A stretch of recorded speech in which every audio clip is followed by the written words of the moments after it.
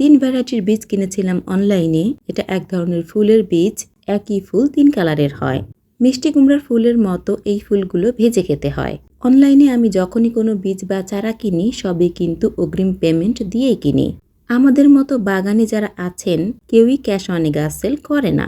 এখন প্রশ্ন করতে পারেন আপনাদের সেলের প্রসেস এমন কেন? কারণ গাছ রিটার্ন এলে সেটা আর আস্ত থাকে না।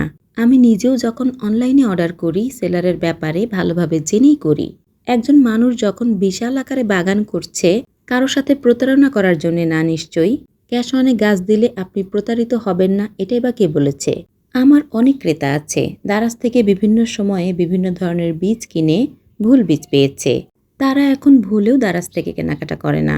ভালো খারাপ সব জায়গায় আছে, সেটা আপনাকে খুঁজে বের করতে হবে। ক্যাশ অন শুনি অনেকেই আমাদের পেজে গালাগাল করেছেন।